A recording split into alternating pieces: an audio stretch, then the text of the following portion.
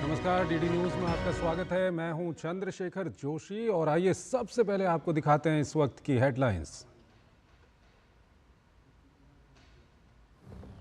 PM Modi ने उत्तर प्रदेश और दिल्ली की जनसभा में इंडी गठबंधन पर किया करारा प्रहार। पीएम ने जनता से वोट जिहाद वाली पार्टियों से सावधान रहने की अपील की। कहा, आज ही कलकत्ता हाईकोर्ट ने इंडी गठबंधन को दिया झटका। तुष्टीकरण की राजनीति कर रही है हर हद पार।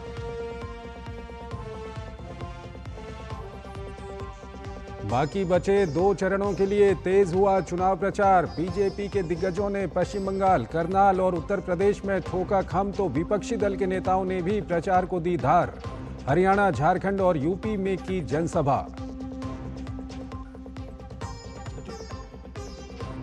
भाजपा के वरिष्ठ नेता अमित शाह की दूरदर्शन न्यूज से खास बातचीत। अमित शाह ने एक बार फिर मोदी सरकार बनने की बात कही।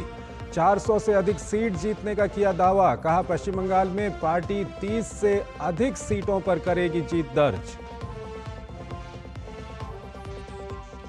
कलकत्ता हाईकोर्ट से ममता सरकार को बड़ा झटका। 2010 के बाद जारी किए गए ओबीसी सर्टिफिकेट रद्द करने के आदेश। रद्द किए गए प्रमाण पत्र का इस्तेमाल किसी भी रोजगार प्रक्रिया में नहीं किया जा सकता।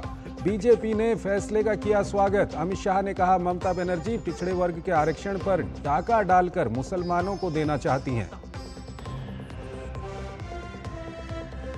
आप सांसद स्वाति मालीवाल से बदसलूकी मामले में गरमाई सियासत। मारपीट के आरोपी विभव कुमार को मुंबई से वापस लाई दिल्ली पुलिस। विभव का मोबाइल डेटा बन सकता है अहम सबूत। वहीं स्वाति ने सोशल मीडिया पर फिर बयां किया दर्द। मंत्री आतिशी का नाम लिए बिना उन पर लगाया चरित्र हरण का आरोप। झारखंड के पूर्व मुख्यमंत्री हेमंत सोरेन को सुप्रीम कोर्ट से लगा झटका। अदालत ने अंतरिम जमानत देने से किया इनकार। हेमंत सोरेन ने अंतरिम जमानत याचिका ली वापस। पुणे हिट एंड रन मामले में किशोर न्याय बोर्ड ने नाबालिग आरोपी को 5 जून तक पुनर्वास गृह में भेजा। आरोपी के पिता विशाल अग्रवाल को 24 मई तक पुलिस हिरासत में भेजा गया।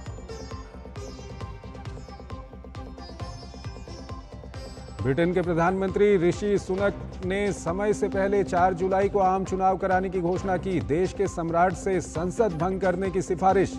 प्रिंस चार्ल्स ने प्रस्ताव किया स्वीकार। अगले साल 28 जनवरी को होना था चुनाव।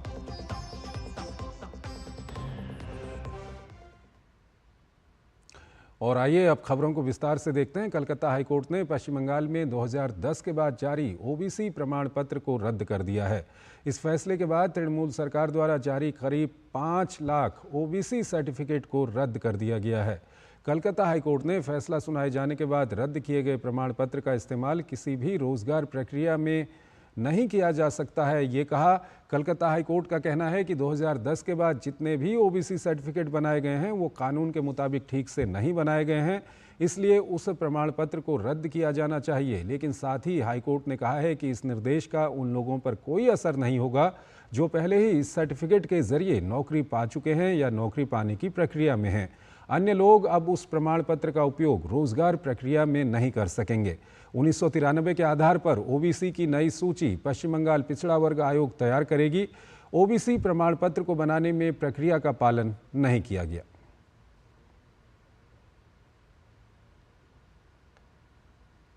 पश्चिम बंगाल की मुख्यमंत्री ममता बनर्जी ने कलकत्ता हाईकोर्ट के इस फैसले के बाद अपनी प्रतिक्रिया दी है। उन्होंने कहा कि जिन्होंने आदेश दिया है वो इसे अपने पास रखें। भाजपा की राय हम नहीं मानेंगे। ओबीसी आरक्षण जारी है और हमेशा जारी रहेगा।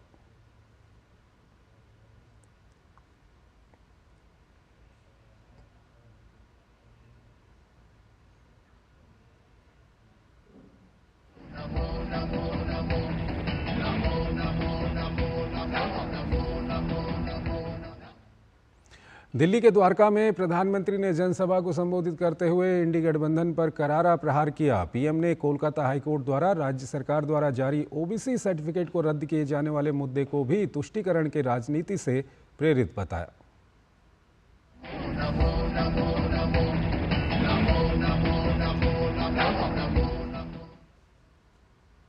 आज ही कोलकाता हाईकोर्ट ने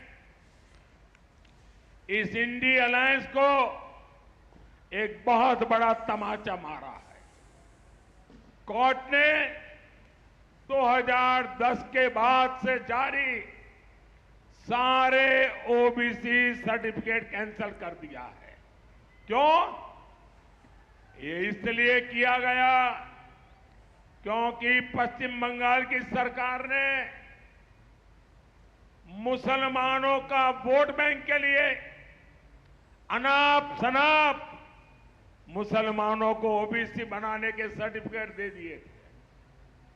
ये वोट बैंक की राजनीति, ये तुष्टीकरण की राजनीति, ये तुष्टीकरण की सनक हर पार कर रही है। आज कोर्ट ने तमाचा मारा है। ये खान मार्केट गैंग, ये पापी की भागीदार है। यही लोग कहते हैं कि देश के संसाधनों पर पहला हक मुसलमानों का है। ये लोग लगातार सरकारी जमीनें वक्फ बोर्ड को दे रहे हैं, बदले में वोट मांग रहे हैं। ये लोग देश के बजट का 15% माइनॉरिटी के लिए रिजर्व करना चाहते हैं। ये लोग बैंकों से मिलने वाले लोन वो भी धर्म के आधार पर देना चाहते हैं। ये धर्म के आधार पर सरकारी टेंडर देना चाहते हैं। ये धर्म के आधार पर स्पोर्ट्स पे खिलाड़ियों की एंट्री करवाना चाहते हैं। ये वोट बैंक पॉलिटिक्स की पराकाष्ठा है। केंद्रीय गृह मंत्री अमित शाह ने 2010 के बाद जारी किए गए सभी ओबीसी प्रमाण पत्रों को रद्द करने से जुड़े कलकत्ता उच्च न्यायालय के फैसले का स्वागत किया है। केंद्रीय गृह मंत्री अमित शाह ने कहा कि ममता बनर्जी ने बिना कोई वैध प्रक्रिया अपनाए मुस्लिमों को लुभाने के लिए प्रमाण पत्र जारी कराए थे। ये मामला मूलतः वहां से हुआ है कि 118 मुस्लिम जातियों को बिना किसी प्रोसेस, पिछड़ेपन के सर्वे वगैरह के बगैर ममता बनर्जी ने ओबीसी का रिजर्वेशन दे दिया। कोई कोर्ट में गया, कोर्ट ने इसका संज्ञान लिया और 2010 से 24 के बीच में जितने सर्टिफिकेट इश्यू हुए हैं, इसको अभी स्थगन आदेश देने का काम हाईकोर्ट ने किया है। ममता बनर्जी पिछड़े वर्ग के रिजर्वेशन के ऊपर अपने वोट बैंक के लिए डाका डालकर वो रिजर्वेशन मुस्लिम जातियों को देना चाहती है। कलकत्ता उच्च न्यायालय के फैसले का राष्ट्रीय पिछड़ा वर्ग आयोग के अध्यक्ष हंसराज गंगाराम अहीर ने स्वागत किया है। हंसराज गंगाराम अहीर ने कहा कि इस मामले में अदालत का फैसला बिल्कुल सही है। कलकत्ता हाईकोर्ट का जो निर्णय आया है उसमें उन्होंने 2010 के बाद में बंगाल में जो भी ओबीसी सर्टिफिकेट दिए थे वो खारिज करने की बात आप कह रहे हैं। यही बात हमारे ओबीसी कमीशन के सामने आई थी 2023 में फरवरी में। मैं यहाँ के रिपोर्ट यहाँ पे रिव्यू लिया था तो तब हमने देखा कि 2010 के बाद में 11 में 65 जातियाँ मुस्लिमों की और 6 जातियाँ हिंदुओं की ओबीसी में जोड़ी गई थी और उसका हमने रिव्यू मांगा था, रिपोर्ट मांगा था कि कौन से आधार पे आपने जोड़ा है। तो सरकार ने हमें लेटेस्ट रिपोर्ट नहीं दिया। प्रधानमंत्री नरेंद्र मोदी ने दिल्ली के द्वारका में जनसभा को संबोधित करते हुए कांग्रेस नेता राहुल गांधी के बयान को लेकर हमला बोला। पीएम ने कहा कि कांग्रेस के शहजादे ने खुद स्वीकार किया है कि उनकी दादी और पिता के शासन में सिस्टम दलितों, पिछड़ों, आदिवासियों का घोर विरोधी रहा है। कई बार लाख झूठ बोलते हुए भी शहजादे की जुबान पर सच्चाई तो आ ही जाती है। आज कांग्रेस के शहजादे ने एक बड़ा सच स्वीकार कर लिया। शहजादे ने मान लिया है कि उनकी दादी, उनके पिताजी, उनकी माताजी के समय जो सिस्टम बना वो दलितों, पिछड़ों, आदिवासियों का घोर विरोधी रहा है। कांग्रेस के इसी सिस्टम ने एससी, एसटी, ओबीसी की कितनी ही पीढ़ियों को तबाह किया। आज शहजादे ने खुद ये बात मान ली है। दरअसल राहुल गांधी ने एक कार्यक्रम में कहा था कि मेरी दादी और पिता की सरकार के दौरान मैंने सिस्टम देखा है और मैं जानता हूं कि सिस्टम दलितों पिछड़ों का घोर विरोधी है। जब से मैं पैदा हुआ हूं 1970 जून 19, तब से मैं सिस्टम के अंदर बैठा था। मैं सिस्टम को अंदर से समझता हूं। मुझसे आप सिस्टम नहीं छुपा सकते। कैसे चलता है, किसको फेवर करता है, किस प्रकार से फेवर करता है, किसकी रक्षा करता है, किसको अटैक करता है, यह सब मुझे मालूम है, दिखता है, क्योंकि मैं उसके अंदर से आया हूं। प्राइम मिनिस्टर हाउस में जब दादी प्राइम मिनिस्टर थी तब था, पापा थे, मनमोहन सिंह जी थे, तब भी मैं जाता था, तो मुझे सिस्टम अंदर से मालूम है। और मैं आपको कह रहा हूं, system is aligned against lower caste, भयंकर तरीके से, हर लेवल पे। आप कॉर्पोरेट सिस्टम देख लो, मीडिया सिस्टम देख लो, ब्यूरोक्रेसी देख लो, जुडिशरी देख लो, एजुकेशन सिस्टम देख लो, मिलिट्री देख लो, जहां भी आप देखोगे 90% का पार्टिसिपेशन ही नहीं है। 5 चरणों का चुनाव पूरा हो चुका है और अब पूरा फोकस छठे चरण पर दिखाई दे रहा है। प्रधानमंत्री नरेंद्र मोदी ने आज यूपी और दिल्ली में चुनावी रैलियों को संबोधित किया। पीएम मोदी यूपी में कांग्रेस और सपा पर मुखर नजर आए तो दिल्ली में उन्होंने कांग्रेस, आम आदमी पार्टी सहित इंडिया गठबंधन को जमकर घेरा। पीएम मोदी ने विपक्षी दलों पर चुनाव में जीत का सपना देखने की बात कही तो कांग्रेस सपा को राम मंदिर विरोधी बताया। पीएम मोदी ने रैलियों में अपने 10 साल का कामकाज गिनाया तो विपक्ष द्वारा फैलाए जा रहे झूठ का जवाब भी दिया। आखिर ये वोट मांग क्यों रहे हैं भाई? ये कहते हैं मोदी ने जो काम किया है हम उसको पलटने के लिए आएंगे। अब सपा कांग्रेस वाले सब पलटने का निर्णय कर लिए हैं। मतलब इन 4 करोड़ घरों की जो चाबी है वो उससे ले लेंगे, मकान छीन लेंगे और उनकी वोट बैंक को मकान दे देंगे। मोदी ने 50 करोड़ से ज्यादा गरीबों के जनधन खाते खुलवाए। ये आपके बैंक खाते बंद करा देंगे, उसका पैसा छीन लेंगे। मोदी ने हर गांव में बिजली पहुंचाई। ये आपके घर में बिजली कनेक्शन कटा के फिर अंधेरा कर देंगे। मोदी घर घर पानी पहुंचा रहा है। सपा कांग्रेस वाले आपके घर की पानी की टोंटी भी खोल के ले जाएंगे और इसमें तो इनकी महारत है। उत्तर प्रदेश में प्रधानमंत्री ने 2 जनसभाएं की। उन्होंने एक तरफ जहां तीसरी बार मोदी सरकार बनने का विश्वास जताया तो वहीं सपा कांग्रेस के गठजोड़ को लेकर तीखे हमले किए। उन्होंने मतदाताओं से मताधिकार का प्रयोग सोच समझकर करने की अपील की। साथियों, मैं सपा कांग्रेस के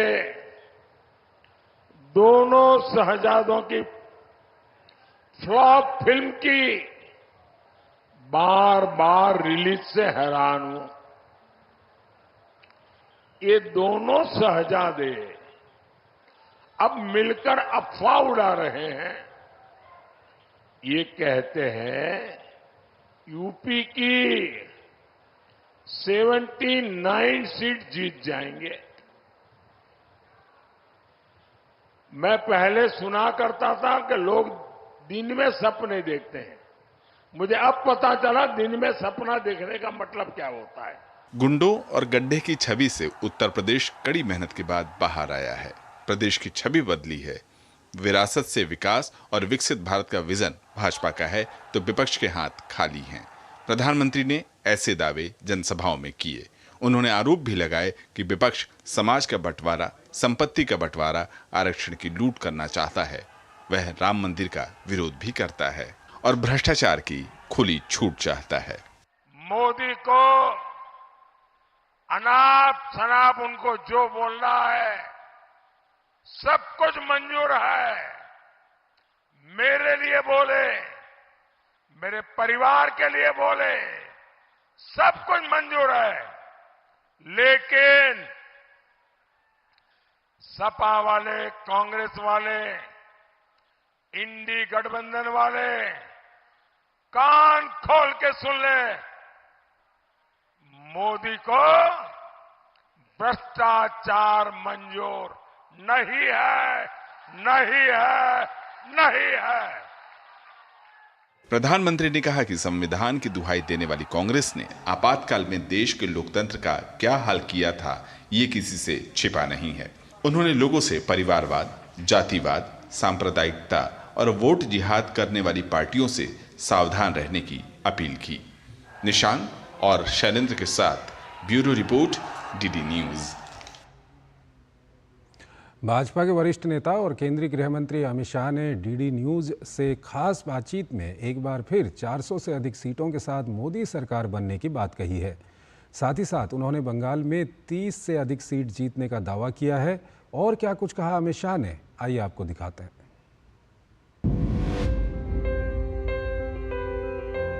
लोकसभा हो या विधानसभा, जिनके पास हर सीट का मैनेजमेंट रहता है, हर सीट की रणनीति जिनके पास रहती है, और इस बार जो नारा दिया गया है 400 पार का, उस नारे को हकीकत में बदलने के लिए जो दिन रात जुटे हुए हैं, गृह मंत्री अमित भाई शाह हमारे साथ मौजूद हैं। बहुत बहुत स्वागत है आपका अमित भाई। मौसम बदला हुआ लग रहा है, इतनी भीड़ और इतनी गर्मी में भी अब देखिए बादल छा गए हैं, कुछ बदलाव लग रहा है। 2 माले तक लोग चढ़े हुए हैं, किलोमीटरों तक जन सैलाब है। ये मोदी जी की लोकप्रियता का एक प्रमाण है। 5वां चरण खत्म हो गया है और बंगाल में ये जो अपार जन सैलाब दिखाई दे रहा है, अमित भाई आपने 310 की बात की, यहाँ तो कुछ और ही लग रहा है। देखिए 5वें चरण तक हम 310 पार कर चुके हैं, 400 पार जाएंगे और बंगाल में हम 30 सीटें से ज्यादा सीटें। अमित भाई आप बंगाल में थे, आपने बताया कि पहले ममता बनर्जी माँ माटी मानुष की बात करती थी, अब वो मुल्ला मदरसा माफिया की बात करते हैं। आपको लगता है कि तुष्टीकरण और ध्रुवीकरण अब ये एजेंडा हो गया है चुनाव का? देखिए एजेंडा ममता जी ने बनाया है। आप देश की सीमाओं को घुसपैठ के लिए खोला छोड़ोगे और यहाँ का पूरा डेमोग्राफी चेंज करोगे तो लोगों में गुस्सा है, वो वाजिब है। अमित भाई हम चुनाव की कवरेज के दौरान संदेश खाली गए, वहाँ पर हमने देखा महिलाओं की स्थिति अभी भी बहुत खराब है। 11-11 साल से लोग वोट नहीं दे पाए हैं। आप उस जनता से जो संदेश खाली की है उनसे क्या वादा करेंगे? देखिए बंगाल में परिवर्तन होने के साथ ही हम कटमनी, ये माफिया, ये सिंडिकेट, घुसपैठ, गाय तस्करी, कोयला तस्करी, करप्शन और तुष्टीकरण, ये सारी समस्याओं का एक ही समाधान है यहाँ भाजपा सरकार। अमित भाई इस चुनाव में एक चीज देखने में आ रही है कि टूल किट गैंग जिसकी बात की जाती थी, वो विदेश से भारत के चुनाव को चलाने की कोशिश कर रहा है। विदेश से एक वीडियो अपलोड होता है और विपक्ष उसे हाथों हाथ लेकर के उस पर एजेंडा सेट कर देता है। ये जो टूल किट गैंग है, पहले तो मैं दिखाऊं, देखिए दर्शकों किस तरह से महिलाओं का प्रेम यहाँ पर दिखाई दे रहा है। आरती उतार रही है अमित भाई की, और यही बंगाल की वो माताएं हैं, नारी शक्ति है, जिनकी बात लगातार हो रही है। जी अमित भाई, टूल किट गैंग, हम इस पर गृह विभाग और आईटी डिपार्टमेंट दोनों जरूर सोचेंगे नई सरकार बनाने के बाद, और उस पर नकेल कसने के लिए एक स्ट्रॉन्ग कानून लाना, ये हमारा संकल्प पत्र का हिस्सा भी। अमित भाई बस अंत में विपक्ष जो है उसने पहले आरक्षण की बात की, अब वो कह रहे हैं 400 पार आपकी आएंगी तो संविधान बदलेगा, तानाशाह हो जाएगा देश, और अब एक और नई बात आ गई है कि 400 पार में तो दम ही नहीं है, क्योंकि राहुल गांधी कह रहे हैं इससे आधी सीटें भी नहीं आएंगी। राहुल जी का 6 तारीख को विदेश वैकेशन में जाना तय है और मोदी जी का तीसरी बार शपथ लेना तय। अंत में चलते चलते अमित भाई, उत्तराधिकारी को लेकर के आप सवाल कर रहे हैं अरविंद केजरीवाल, वो कह रहे हैं आप जब से आए हैं तब से गाली दे रहे हैं। पहले अरविंद केजरीवाल जेल में जाने के बाद उनका उत्तराधिकारी तय करे, बाकी पार्टियों की चिंता करने की उनको जरूरत है। अमित भाई अब की बार 400 पार पूरी तरह। जी बहुत बहुत शुक्रिया। तो अमित भाई जो कि दावा कर रहे हैं कि 400 पार जो नारा है वो हकीकत में बदलेगा और साथ ही उत्तराधिकारी को लेकर ये जवाब जो है वो याद रखा जाएगा। कैमरा पर्सन राकेश कुमार के साथ रीमा पराशर, डीडी न्यूज के लिए।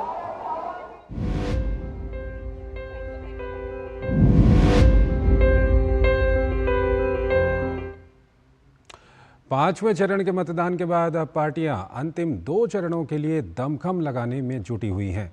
भाजपा समेत एनडीए में शामिल अन्य दलों के दिग्गज नेता भी देश के अलग अलग हिस्सों में चुनाव प्रचार कर रहे हैं। भाजपा के तमाम वरिष्ठ नेता और अलग अलग राज्यों के मुख्यमंत्री भी विभिन्न मुद्दों को लेकर विपक्ष पर हमलावर हैं। 5 दौर का लोकसभा चुनाव खत्म हो चुका है। अंतिम 2 चरणों के मतदान 25 मई और 1 जून को कराए जाएंगे। इससे पहले भाजपा प्रचार में पूरी ताकत झोंक रही है। पार्टी के आलाकमान धुआंधार जनसभाएं और रोड शो कर रहे हैं। इसी कड़ी में केंद्रीय गृह मंत्री और भाजपा नेता अमित शाह ने पश्चिम बंगाल में चुनावी प्रचार किया। उन्होंने काथी, घाटाल और पुरुलिया में जनसभाओं को संबोधित किया। इस दौरान उन्होंने कहा कि प्रदेश में भाजपा की 30 सीट आते ही टीएमसी खंड खंड हो जाएगी और ममता दीदी की सरकार की विदाई तय हो जाएगी। बंगाल में 30 सीटें आते ही आप समझ कर रखना, ये तृणमूल कांग्रेस खंड खंड हो जाएगी और ममता दीदी की सरकार विदाई हो जाएगी। वहीं भाजपा के वरिष्ठ नेता राजनाथ सिंह ने भी हरियाणा में चुनाव प्रचार की कमान संभाली। राजनाथ सिंह ने प्रदेश में भाजपा उम्मीदवारों के लिए जनता से वोट की अपील की। ये कहते हैं मोदी जी को 400 से अधिक सीटें मिल गई, लोकतंत्र खट्टे पर पड़ जाएगा, तानाशाह बन जाएंगे। मैं आपको याद दिलाना चाहता हूं, पुराने लोग जो यहां पर बैठे हैं, 1975 में उसके पहले के चुनाव में श्रीमती इंदिरा गांधी चुनाव हार गई थी। उन्होंने क्या किया? देश में इमरजेंसी लगा दी, लोकतंत्र का गला घोंट दिया। इस बीच उत्तर प्रदेश के मुख्यमंत्री योगी आदित्यनाथ ने प्रदेश में कई जगहों पर चुनावी प्रचार किया। उन्होंने जौनपुर में खास तौर पर सपा कांग्रेस गठबंधन को आड़े हाथों लेते हुए कहा कि यह लोग भगवान राम का तो विरोध करते ही हैं, साथ ही बाहर जाकर देश को भी बदनाम करते हैं। एक तरफ राम भक्त हैं जो राम के प्रति अपना सर्वस्व न्यौछावर करते हुए भारत को दुनिया की एक बड़ी ताकत बनाना चाहते हैं। दूसरी तरफ रामद्रोही हैं, वे राम का तो विरोध करते ही करते हैं, लेकिन राजनीति के इस हद तक गिर जाते हैं कि अब भारत का ही विरोध कर रहे हैं। उधर असम के मुख्यमंत्री हिमंत बिस्वा शर्मा ने झारखंड में भाजपा प्रत्याशियों के लिए प्रचार किया। उन्होंने प्रदेश सरकार को घेरते हुए कहा कि जेएमएम और कांग्रेस ने राज्य को भ्रष्टाचार के मामले में पहले स्थान पर पहुंचा दिया है। कभी केजरीवाल ने हेमंत सोरेन और कांग्रेस को भ्रष्ट बताते थे, आज हेमंत सोरेन और केजरीवाल एक ही मंच में खड़ा है। एक तरफ सारे करप्ट लीडर्स और एक तरफ अकेला मोदी, और अकेला मोदी सबका ऊपर भारी पड़ रहा है। इसके अलावा हमीरपुर से भाजपा उम्मीदवार अनुराग सिंह ठाकुर ने इलाके में प्रचार किया। इस दौरान उन्होंने कहा कि प्रदेश में कांग्रेस सरकार आने के बाद प्रदेश की हालत बद से बदतर होती जा रही है। ठगा हुआ महसूस करता है महिला, युवा, बुजुर्ग और किसान। यही है कांग्रेस की पहचान, और इसलिए कांग्रेस को आज लाले पड़ रहे हैं एक एक वोट पाने के लिए। कोई कर्मचारी को धमकाता है, कोई प्रधान को धमकाता है, इससे कांग्रेस की हताशा और हार नजर आती है। उधर भाजपा के अन्य नेताओं ने भी प्रचार में अपनी ताकत झोंक दी है। इसी कड़ी में मध्य प्रदेश के मुख्यमंत्री मोहन यादव उत्तर प्रदेश में भाजपा उम्मीदवारों के लिए प्रचार करते दिखे। इसके अलावा गोवा के मुख्यमंत्री प्रमोद सावंत ने भी दिल्ली में पार्टी उम्मीदवारों के पक्ष में प्रचार किया। वहीं उत्तर पूर्वी दिल्ली लोकसभा सीट से भाजपा उम्मीदवार मनोज तिवारी ने मुस्तफाबाद में चुनावी रैली करते हुए अपने पक्ष में मतदान की अपील की। देश में चल रहे लोकसभा चुनाव को लेकर सभी दलों का प्रचार अभियान जोर शोर से जारी है। सभी दल जनता को अपने पक्ष में लाने के लिए पूरी ताकत झोंक रहे हैं। इंडी गठबंधन के घटक दलों के कई नेताओं ने रैलियां की, जनसभाएं की। कांग्रेस, आरजेडी, सपा समेत इंडी गठबंधन में शामिल सभी दलों के नेता लोगों से गठबंधन के लिए वोट देने की अपील कर रहे हैं। दुनिया के सबसे बड़े लोकतंत्र के सबसे बड़े महापर्व के लिए चुनाव प्रचार जोरों पर है। विपक्षी इंडी गठबंधन के सदस्य दलों ने भी प्रचार में पूरा जोर लगा दिया है। इसी कड़ी में कांग्रेस नेता राहुल गांधी ने हरियाणा में चुनाव प्रचार की कमान संभाली। उन्होंने प्रदेश में जनसभा को संबोधित करते हुए भाजपा को आड़े हाथों लिया। अगर हरियाणा का युवा शहीद होगा, चाहे वो कोई भी हो, एक ही तरीके के शहीद होंगे। सारी की सारी फैसिलिटीज सबको मिलेंगी। हिंदुस्तान की सरकार सबकी रक्षा करेगी। पेंशन सबके परिवारों को मिलेगी। शहीद का दर्जा सबको मिलेगा। वहीं दूसरी तरफ कांग्रेस महासचिव प्रियंका गांधी वाड्रा ने झारखंड में चुनाव प्रचार को धार दी। प्रियंका गांधी ने गोड्डा और रांची में चुनावी रैलियों को संबोधित किया। इस दौरान उन्होंने इंडी गठबंधन की जीत का दावा करते हुए कहा कि लोग बदलाव की ओर देख रहे हैं। हम आपकी लड़ाई लड़ रहे हैं। आपके आरक्षणों को कमजोर नहीं होने देंगे। आपके अधिकारों को कमजोर नहीं होने देंगे। इंदिरा गांधी से लेकर आज तक हमारे सारे नेताओं ने आपको मजबूत करने का काम किया है। इस बीच समाजवादी पार्टी प्रमुख अखिलेश यादव ने पार्टी प्रत्याशियों के लिए उत्तर प्रदेश में चुनाव प्रचार किया। उन्होंने आजमगढ़ में एक रैली के दौरान कहा कि इस बार दोनों शहजादे शह देने जा रहे हैं। समाजवादी पार्टी और इंडिया गठबंधन एक सीट छोड़ करके सब सीटें जीतेगी। जिस तरह से जनता का मूड है, इस बार 80 की 80 सीटें भारतीय जनता पार्टी हार जाए। उधर आरजेडी नेता तेजस्वी यादव ने भी बिहार में चुनाव प्रचार में ताकत झोंक दी है। प्रदेश के कई इलाकों में जाकर उन्होंने महागठबंधन के पक्ष में जनता से वोट देने की अपील की। उन्होंने चिराग पासवान की हार का दावा करते हुए कहा कि वे अच्छे अंतर से चुनाव हार रहे हैं। जो हमारे पास इन्फॉर्मेशन आया, चिराग पासवान जी अच्छे मार्जिन से हार रहे चुनाव। कोई मैनेजमेंट नहीं, कुछ नहीं, उनके लोग ही नहीं थे, कहीं भी पोलिंग बूथ तक नहीं था। वहीं अनंतनाग लोकसभा सीट से चुनाव लड़ रही पीडीपी प्रमुख महबूबा मुफ्ती ने कहा कि प्रदेश के लोग भाजपा से बहुत नाराज हैं और वे अपनी नाराजगी का जवाब वोट से देंगे। कश्मीर के लोग हैं, खासकर नौजवान तबका बहुत नाराज है बीजेपी से और वो अपनी नाराजगी का इजहार वोट के जरिए करना चाहता है। वहीं एआईएमआईएम प्रमुख असदुद्दीन ओवैसी भी उत्तर प्रदेश में प्रचार करने पहुंचे। इस दौरान उन्होंने कहा कि प्रदेश में पीडीएम गठबंधन को सकारात्मक प्रतिक्रिया मिल रही है और हमें अच्छी कामयाबी मिलने की उम्मीद है। हमारी कोशिश यही है कि पीडीएम के जो कैंडिडेट्स लड़ रहे हैं उनको कामयाब किया जाए। उसके लिए हम इलेक्शन की कैंपेन में हिस्सा ले रहे हैं। इस बीच अन्य नेताओं द्वारा भी प्रचार प्रसार का सिलसिला जारी है। इसी क्रम में ओडिशा के मुख्यमंत्री और बीजेडी प्रमुख नवीन पटनायक ने प्रदेश में विभिन्न जगहों पर जाकर चुनाव रैलियां की। वहीं कांग्रेस नेता सचिन पायलट हिमाचल प्रदेश में पार्टी प्रत्याशियों के लिए प्रचार करते दिखे। इसके अलावा चांदनी चौक से कांग्रेस उम्मीदवार जेपी अग्रवाल ने इलाके में जाकर लोगों से अपने पक्ष में वोट देने की अपील की। अनंतनाग राजौरी सीट पर 25 मई को मतदान होना है। यहाँ के मुकाबले में कौन कौन है और उस पर जनता क्या सोचती है, इस पर जायजा लिया हमारे संवाददाता ऋषि कुमार ने अनंतनाग से। अनंतनाग राजौरी लोकसभा क्षेत्र जम्मू कश्मीर राज्य की उन 5 लोकसभा सीट में से एक है, जिसमें से अब सिर्फ इसी सीट पर मतदान होना बाकी है, यानी कि 25 मई को मतदान होगा। 2022 से पहले यह सिर्फ अनंतनाग के नाम से यह सीट जानी जाती थी और इसमें तब 4 इलाके आते थे। इन 4 इलाकों में अनंतनाग के अलावा पुलवामा, शोपियां और कुलगाम भी थे, लेकिन अब इसमें 2 इलाके पुंछ और राजौरी भी जुड़ गए हैं। तब से यह सीट एक नई सीट के रूप में उभरकर सामने आई है और इस पर इस कंडीशन में पहली बार चुनाव हो रहे हैं। जहां तक मुकाबलों की बात करें तो इस बार के मुकाबलों से पहले अगर पिछले मुकाबले पर नजर डालें तो पिछली बार यहां पर खास तौर से जो मुकाबला हुआ था उसमें एनसी के हसनैन मसूदी ने 2019 में जीत दर्ज की थी, जबकि उस समय कांग्रेस के गुलाम अहमद मीर दूसरे स्थान पर आए थे और पीडीपी की महबूबा मुफ्ती तीसरे स्थान पर आए थे।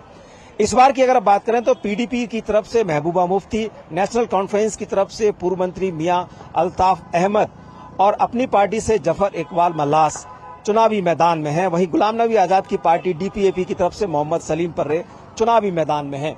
और इस इलाके में अगर हम बात करें तो इस बार भारतीय जनता पार्टी की तरफ से कोई उम्मीदवार चुनावी मैदान में नहीं है। लेकिन इस माहौल में लोग क्या सोचते हैं, उनके मुद्दे क्या हैं, इस सीट पर थोड़ा सा जायजा लेते हैं। यहाँ तमाम मुद्दे हैं, लेकिन कौन से मुद्दे यहाँ के लोगों के जहन में हैं, इस समय हमारे साथ बात करने के लिए इसी इलाके के कुछ लोग मौजूद हैं। कश्मीर में और खासतौर से आपके इलाके में जब मतदान होगा तो आप वोट डालते समय कौन से मुद्दों को जहन में रखकर वोटिंग करेंगे? वोट ही एक ऐसी चीज है जिससे हमारी डेवलपमेंट हो सकती है। वोट ही एक ऐसी चीज है कि हम वोट डाल के एक अपना पार्लियामेंट का मेंबर भेज सकते हैं, पार्लियामेंट के अंदर जो लोगों की तर्जुमानी कर सके। हम वोट डालेंगे, भरपूर साथ देंगे। टूरिज्म के मामले में क्या क्या कुछ ऐसी चीजें हैं जो होनी चाहिए? इधर रोजगार होना चाहिए। हमारे लड़के पढ़े लिखे हैं जो बेकार फिरते हैं ऐसे ही, तो हमें ये गुजारिश करते हैं टूरिज्म इधर होना चाहिए बहुत सारे। हमें यहाँ से कमरटल और कौसरनाग घोड़े जाते हैं, हमारा काम होना चाहिए। यहाँ 3-4 हजार घोड़े हैं हमारे ऐसे पढ़े लिखे नौजवान जो बेकार बैठे हैं। जो पहले शुरू में वोट डालते थे, अब वोट डालने जाते हो तो जहन में क्या रहता है, मन में क्या चलता है? मन में मेरे में यही चलता है कि अच्छा कोई लीडर बनाएंगे, उसका चुनाव करेंगे, उसको पार्लियामेंट में भेज देंगे तो वो हमारा मुद्दा मकसद जो है वो उछाल देगा, वो हमारा हक जो है वो दिलवा देगा। और क्या है। अनंतनाग राजौरी का ये लोकसभा का जो इलाका है, इसमें मतदान जब होगा तो लोगों के जो मुद्दे हैं उनके जहन में तो रहेंगे ही, लेकिन देश का विकास और एक अच्छा प्रतिनिधि इनके जहन में होगा। इस आधार पर ही अपने इलाके में मतदान करेंगे। कैमरामैन अनिकेत के साथ ऋषि कुमार, DD न्यूज, अनंतनाग। 48 घंटे के भीतर वोट प्रतिशत सार्वजनिक किए जाने की मांग वाली जनहित याचिका पर चुनाव आयोग ने सुप्रीम कोर्ट में हलफनामा दायर कर याचिका का विरोध किया है। चुनाव आयोग ने कहा कि नियमों के अनुसार फॉर्म 17C मतदान का रिकॉर्ड केवल मतदान एजेंट को ही दिया जाना चाहिए। चुनाव आयोग ने सुप्रीम कोर्ट को बताया कि नियमों के अनुसार किसी भी अन्य व्यक्ति या संस्था को फॉर्म 17C देने की अनुमति नहीं है। चुनाव आयोग ने कहा कि फॉर्म 17C को वेबसाइट पर अपलोड करने से गड़बड़ी हो सकती है। इसमें छेड़छाड़ की संभावना है, जिससे जनता के बीच अविश्वास पैदा हो सकता है। दिल्ली में प्रचार का कल अंतिम दिन है। कल चुनाव प्रचार थम जाएगा, लेकिन अभी तक दिल्ली में आम आदमी पार्टी और कांग्रेस के नेता एक साथ किसी भी चुनावी मंच पर नहीं दिखे हैं। ना तो राहुल गांधी, ना ही प्रियंका गांधी वाड्रा आपके किसी मंच पर गए हैं और ना ही केजरीवाल कांग्रेस के किसी मंच पर नजर आए हैं, जबकि कल दिल्ली में प्रचार खत्म हो जाएगा। आम आदमी पार्टी और कांग्रेस दिल्ली में मिलकर चुनाव भले ही लड़ रहे हैं, लेकिन दोनों ही पार्टियों के नेताओं का एक दूसरे के चुनावी मंच से गायब होना कई सवाल खड़े कर रहा है। ऐसे में भाजपा ने भी कांग्रेस और आप पर निशाना साधा है। देश की राजधानी दिल्ली में 7 लोकसभा सीट पर 25 मई को चुनाव होना है। उसके लिए गुरुवार की शाम 5 बजे प्रचार थम जाएगा, लेकिन अभी तक आम आदमी पार्टी और कांग्रेस एक साथ एक भी चुनावी मंच पर देखने को नहीं मिले। इस पर ज्यादा बात करने के लिए हमारे साथ मौजूद हैं परवीन शंकर कपूर जी। ये गठबंधन है ही नहीं, हम शुरू से कहते हैं ये गठबंधन नहीं है, ये ठगबंधन है। इन्हें एक दूसरे के मंच पे जाने से भी डर लगता है, क्योंकि जानते हैं थोड़े वोट मेरे पास है, थोड़े उसके पास है, कहीं वो मेरे ना ठग ले, वो सोच रहा है ये मेरे ना ठग ले। ये ठगबंधन जब 4 जून को नतीजा आएगा तो हमें पता लगेगा कि हम 2019 से भी बड़े मार्जिन से जीतेंगे। सर, स्वाति मालीवाल के बाद से कांग्रेस पूरी तरह से बचती नजर आ रही है। देखिए, स्वाति मालीवाल से पहले भी बचती नजर आ रही थी। शुरू से क्लियर था कि कांग्रेस ने जब अपना कैंपेन लॉन्च किया तो उन्हें नहीं बुलाया, उन्होंने अपना लॉन्च किया तो उन्हें कांग्रेस को नहीं बुलाया। तो शुरू से एक दूसरे के खिलाफ है और पंजाब में तो गाली देते ही हैं। Political risk research and consulting firm Eurasia group के फाउंडर और चेयरमैन इयान ब्रेमर का कहना है कि भारत इस समय दुनिया में एकमात्र स्थिर देश है। उनका आकलन है कि आम चुनाव में बीजेपी को 305 सीटें मिल सकती हैं। इयान ब्रेमर ने एक निजी चैनल को दिए इंटरव्यू में कहा कि केवल एक चीज़ जो राजनीतिक रूप से और निरंतर रूप से स्थिर है वो है भारतीय चुनाव, बाकी हर चीज़ समस्याग्रस्त है। यूरेशिया ग्रुप का मानना है कि बीजेपी को 295 से 315 सीटें मिलने की संभावना के साथ 305 सीटें आ सकती हैं। Prediction for elections for Eurasia Group is 305 seats, plus or minus 10. So really not much of a change from what we saw 5 years ago. Consistency, stability. Internationally, not just from a U.S. perspective, but from the perspective of the rest of the world, this is an economy that has underperformed for a long time, but is now doing a lot better. This is also a country that was very inward focused for a long time, just this region, now becoming much more of a global leader, but in a friendly way with the global south and with the west, trying to build bridges. That's largely considered quite positive. आम आदमी party की सांसद स्वाति मालीवाल के साथ मारपीट के मामले में दिल्ली पुलिस की जांच लगातार जारी है। आरोपी विभव कुमार को दिल्ली पुलिस मुंबई ले गई थी, जहां पर उनके फ़ोन को फॉर्मेट करने को लेकर जानकारी जुटाई गई। इस बीच स्वाति मालीवाल ने दिल्ली के मुख्यमंत्री अरविंद केजरीवाल पर विभव कुमार का साथ देने का आरोप लगाते हुए कहा कि उनके ही पार्टी के नेता उन्हें गलत तरीके से बदनाम करने की साजिश रच रहे हैं। इस मामले में राजनीतिक बयानबाजी भी जमकर हो रही है।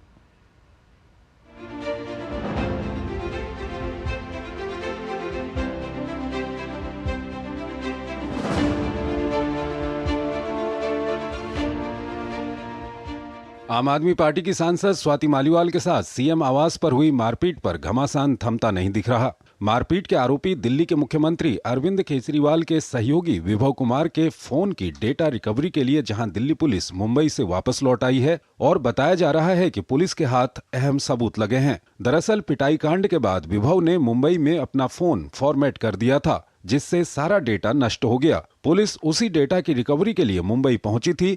पुलिस ये भी पता लगाने की कोशिश में जुटी है कि मुंबई में उसने किस किस से संपर्क किया था। पुलिस को उम्मीद है कि विभव की ओर से फॉर्मेट किए गए डेटा को दोबारा हासिल करने के बाद ही मामले की सच्चाई सामने आ सकती है।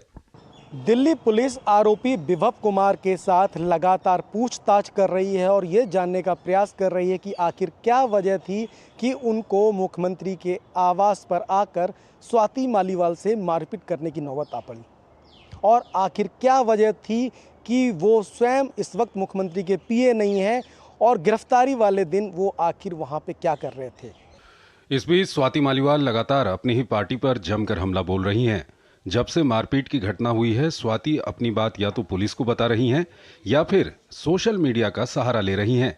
एक बार फिर उन्होंने एक्स पर पोस्ट के जरिए पार्टी पर गंभीर आरोप लगाए हैं। स्वाति ने लिखा, कल पार्टी के एक बड़े नेता का फोन आया। उसने बताया कैसे सब पर बहुत ज्यादा दबाव है, स्वाति के खिलाफ गंदी बातें बोलनी है, उसकी पर्सनल फोटोज लीक करके उसे तोड़ना है। ये बोला जा रहा है कि जो उसको सपोर्ट करेगा उसको पार्टी से निकाल देंगे। किसी को पीसी करने की और किसी को ट्वीट्स करने की ड्यूटी मिली है। किसी की ड्यूटी है अमेरिका में बैठे वॉलंटियर्स को फोन करके मेरे खिलाफ कुछ निकलवाना। आरोपी के कुछ करीबी बीट रिपोर्टर्स की ड्यूटी है कुछ फर्जी स्टिंग ऑपरेशन बनाकर लाओ। तुम हजारों की फौज खड़ी कर दो, अकेले सामना करूंगी क्योंकि सच मेरे साथ है। मुझे इनसे कोई नाराजगी नहीं है। आरोपी बहुत शक्तिशाली आदमी है, बड़े से बड़ा नेता भी उससे डरता है। किसी की हिम्मत नहीं उसके खिलाफ स्टैंड ले पाए। मैं किसी से उम्मीद भी नहीं करती। दुख इस बात का लगा कि दिल्ली की महिला मंत्री कैसे हंसते मुस्कुराते पार्टी की एक पुरानी महिला साथी का चरित्र हरण कर रही है। मैंने अपनी स्वाभिमान की लड़ाई शुरू की है, इंसाफ मिलने तक लड़ाई लड़ती रहूंगी। इस लड़ाई में मैं पूरी तरह अकेली हूं, पर हार नहीं मानूंगी। स्वाति मालीवाल के साथ हुई बदसलूकी के आरोपों पर जहां आम आदमी पार्टी बीजेपी पर आरोप लगा रही है, वहीं कांग्रेस भी बीजेपी को कटघरे में खड़ा कर रही है। इस पर भाजपा ने भी पलटवार करते हुए इसे शर्मनाक बताया। भारतीय जनता पार्टी ने एक एक करके और षड्यंत्र रचने शुरू किए। उन्होंने स्वाति मालीवाल जी का प्रयोग करके अरविंद केजरीवाल जी पे झूठे आरोप लगाने की कोशिश की। स्वाति मालीवाल विषय को बार बार उठा के भाजपा क्या चाहते हैं? वो चाहते हैं कि जो असलियत है हमारे देश में, जो लोग महसूस करते हैं, बेरोजगारी, महंगाई, ऐसे विषय पे चर्चा न हो जाए।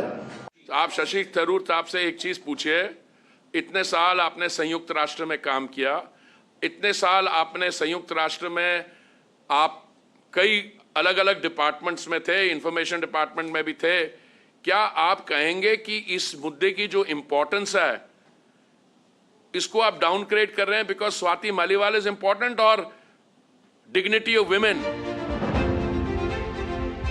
यूं तो हर मुद्दे पर खम ठोक कर मैदान में उतरने वाले, न्याय ईमानदारी की बात करने वाले केजरीवाल अपने पीए विभव कुमार के मामले में चुप्पी साधे हुए हैं।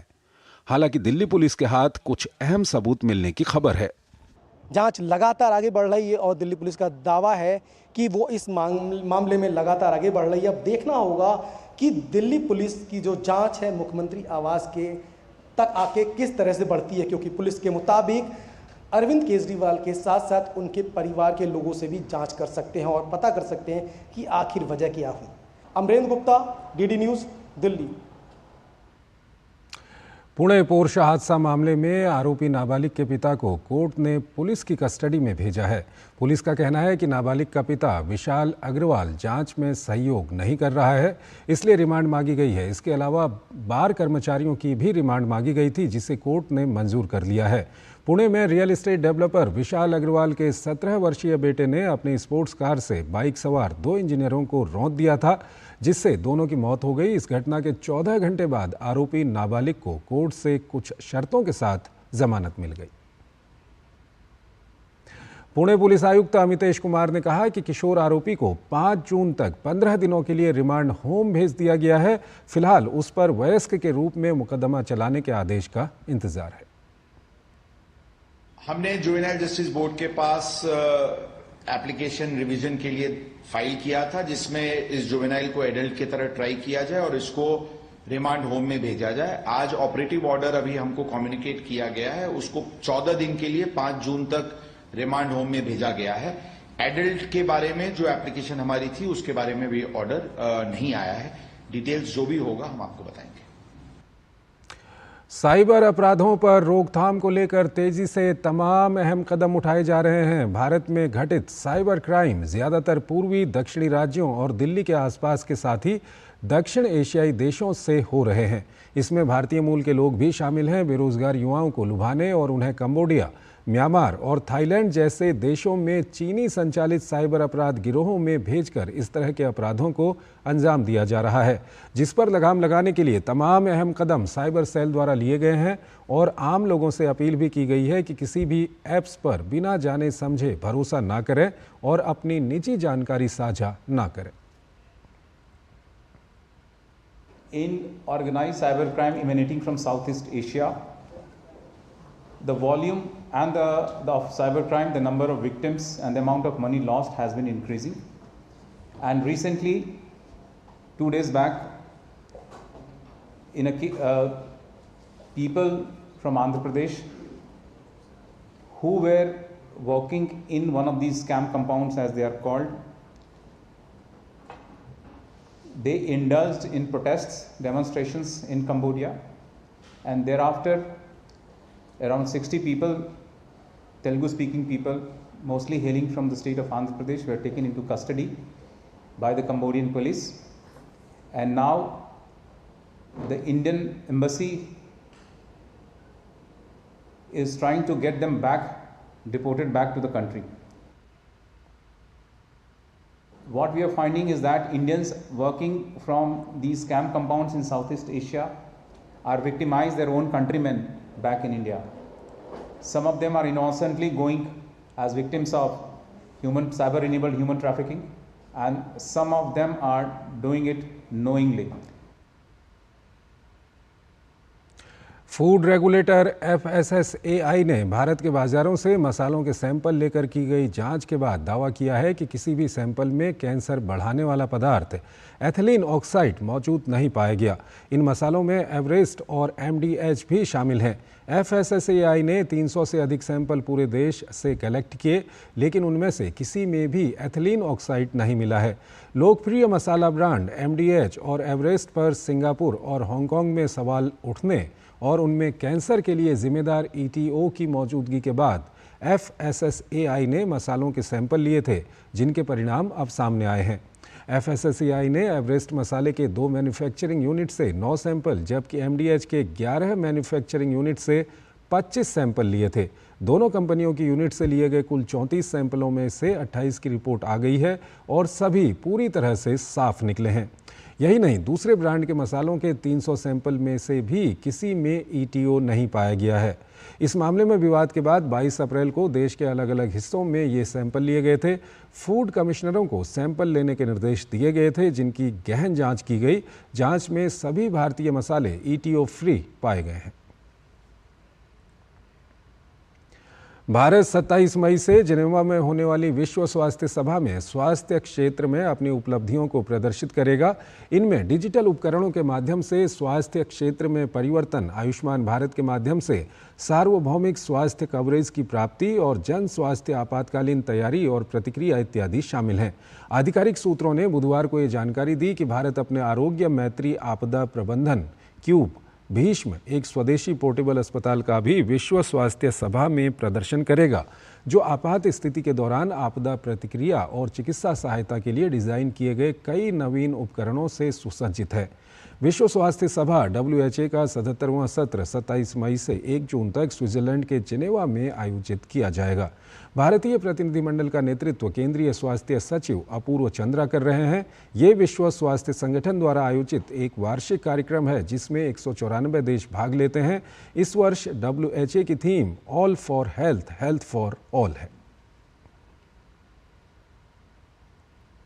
और आइए अब बात करते हैं मौसम के मिजाज की। देश के उत्तरी मैदानी राज्यों में इन दिनों आसमान से आग बरस रही है। बेतहाशा गर्मी और लू की वजह से राजस्थान, पंजाब, हरियाणा, चंडीगढ़, दिल्ली और उत्तर प्रदेश सहित उत्तर भारत में सामान्य जनजीवन खासा प्रभावित है। इस बीच दक्षिण के कुछ राज्यों में बारिश ने गर्मी से राहत दिला दी है। मौसम विभाग ने 31 मई तक केरल में दक्षिण पश्चिम मानसून की शुरुआत की संभावना जताई है। राजस्थान, पंजाब, हरियाणा, चंडीगढ़, दिल्ली और उत्तर प्रदेश सहित उत्तर भारत के कई हिस्सों में भीषण गर्मी का प्रकोप जारी है। मध्य प्रदेश, विदर्भ और गुजरात में भी कमोबेश यही स्थिति बनी हुई है। वहीं दिल्ली की बात करें तो आने वाले 2 से 3 दिनों तक भीषण गर्मी जारी रहने की संभावना है। मौसम विभाग ने उत्तर पश्चिम भारत के मैदानी इलाकों के लिए अगले 5 दिनों के लिए भीषण लू की चेतावनी जारी की है। वहीं उत्तरी मध्य प्रदेश सहित गुजरात में लू की स्थिति जारी रहेगी। मौसम विभाग के अनुसार अगले 2 दिनों के दौरान दक्षिण पूर्व अरब सागर, मालदीव, कोमोरिन क्षेत्र और दक्षिण बंगाल की खाड़ी के कुछ हिस्सों तथा अंडमान निकोबार द्वीप समूह के कुछ और हिस्सों में दक्षिण पश्चिम मानसून के आगे बढ़ने के लिए परिस्थितियां अनुकूल रहेंगी। साथ ही अगले 2 से 3 दिनों के दौरान तमिलनाडु, पुडुचेरी, कराईकल, केरल, माहे और कर्नाटक में भारी बारिश होने की संभावना है। मौसम विभाग के अगले 2 से 3 दिन में पंजाब, हरियाणा, राजस्थान, पश्चिम उत्तर प्रदेश और उत्तर मध्य प्रदेश में रेड अलर्ट जारी किया है। यहाँ पर तापमान 45 और कुछ स्थानों पर 47 डिग्री भी पहुँच सकता है। तो वहीं मालवा, निमाड़ के भी कुछ जिलों में लू और तापमान के 46 डिग्री पार करने की आशंका है। अगर रेनफॉल एक्टिविटी की बात करें तो मैं आपको ये पिक्चर के माध्यम से समझाना चाहूँगा। आप देखिए पूरा क्लाउड पैच जहाँ बना हुआ है, जहाँ अंडमान में भी रेनफॉल एक्टिविटी हो रही है। आने वाले 5 दिनों में वहाँ हैवी रेनफॉल एक्टिविटी चालू रहेगी। सिमिलरली जहाँ पे कि तमिलनाडु कोस्ट के ऑफ एक सर्कुलेशन बना हुआ है, वो आने वाले 24 आवर्स में लो प्रेशर बन जाएगा। फिर उसका नॉर्थ ईस्टवर्ड मूवमेंट होगा एंड और फर्दर इंटेंसिफाई हो सकता है। इसके प्रभाव से जहाँ पे पूरा साउथ पेनिनसुलर इंडिया में heavy to very heavy rainfall mean 12 centimetre से ज़्यादा रेनफॉल स्पेसिफिकली केरला, तमिलनाडु आने वाले 2-3 दिनों में रहेगी। मौसम विभाग ने 31 मई तक केरल में दक्षिण पश्चिम मानसून की शुरुआत की संभावना जताई है। मौसम विभाग द्वारा पूर्वानुमान में अगले 3 दिनों में राज्य में बहुत भारी से अत्यधिक भारी बारिश का संकेत दिया गया है। भीषण गर्मी से जूझ रहे तमिलनाडु के कांचीपुरम जिले के आसपास के इलाकों में लगातार हो रही बारिश से किसानों और लोगों को राहत मिली है। इस बीच पश्चिम बंगाल के कोलकाता में भारी बारिश हुई, जिसके बाद शहर के कई हिस्सों में सड़कों पर जल भरा हुआ। Bureau report, DD news. Bharat के कई राज्यों में हीट वेव को लेकर स्वास्थ्य सचिव अपूर्व चंद्रा ने स्वास्थ्य मंत्रालय की ओर से जारी एडवाइजरी पर ध्यान देने की अपील की है। साथ ही उन्होंने हीट वेव से उत्पन्न स्थिति पर नजर रखने का दिशा निर्देश मंत्रालय के अधिकारियों को दिया है। उत्तर भारत में 45 डिग्री के ऊपर चल रहे हैं बहुत जगह और हीट वेव है, तो इसके बारे में हम सजग थे। पिछले 2 महीने पहले भी हमने सब राज्यों से संपर्क किया था, सबसे मीटिंग करी थी। बाद में कैबिनेट सेक्रेटरी के स्तर पे और विविध स्तरों पे भी बैठकें हुई। चीफ सेक्रेटरी से भी हमने चर्चा करी और सबको अवगत कराया कि इसमें क्या क्या तैयारियां करनी हैं। सारे इंस्ट्रक्शंस उनको दिए जा चुके हैं, जैसे हमारे प्राइमरी हेल्थ सेंटर्स हैं, सब सेंटर्स हैं, कम्युनिटी हेल्थ सेंटर्स में हैं, सब जगह ओरल जो लेते हैं वो ORH वगैरह सब उपलब्ध रखें, हर जगह उपलब्ध हैं। कुछ बेड्स अगर हीट स्ट्रोक किसी को होता है तो उसके लिए उपलब्ध रखें, वो भी सब है। और बाकी हमारे यहाँ जो NCDC है वो ऑलमोस्ट डेली उसकी जो है हम रिपोर्ट ले रहे हैं। ICAI और CAG ने ऑनलाइन पंजीकरण के साथ पंचायतों और नगर पालिकाओं में लेखाकारों के लिए प्रमाण पत्र पाठ्यक्रम की शुरुआत की है। इस सर्टिफिकेट कोर्स के लिए लेखाकारों को विशेष वित्तीय प्रबंधन के लिए प्रशिक्षित किया जाएगा। इस कोर्स के लिए 12वीं पास अभ्यर्थी अपना रजिस्ट्रेशन करवा सकते हैं। CAG और ICAI ने इसके लिए एक समझौता ज्ञापन पर हस्ताक्षर भी किया है। इस कोर्स की शुरुआत नियंत्रक एवं महालेखा परीक्षक के कार्यालय में लेखा परीक्षा दिवस 2023 के मौके पर किया गया था। कोर्स का मकसद स्थानीय सरकारी इकाइयों के खाते तैयार करने में छात्रों को सक्षम बनाना है। राज्य सरकारें भी ICAI और CAG के इस पहल का समर्थन कर रही हैं। ब्रिटेन के प्रधानमंत्री ऋषि सुनक ने एक बार फिर दोहराया कि देश में दूसरी छमाही में चुनाव होंगे। इससे पहले उन्होंने ये बात जनवरी में कही थी। हालांकि उनके इस जवाब से जुलाई में चुनाव कराने वाली अफवाहों पर ज्यादा सफाई नहीं मिल सकी है।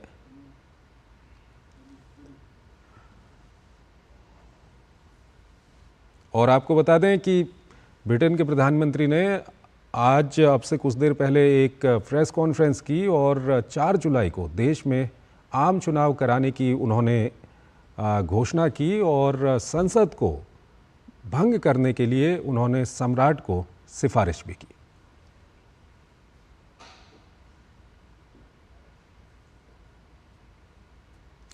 तो इस बुलेटिन में फिलहाल इतना ही। आप बने रहिए DD न्यूज़ के साथ। नमस्कार।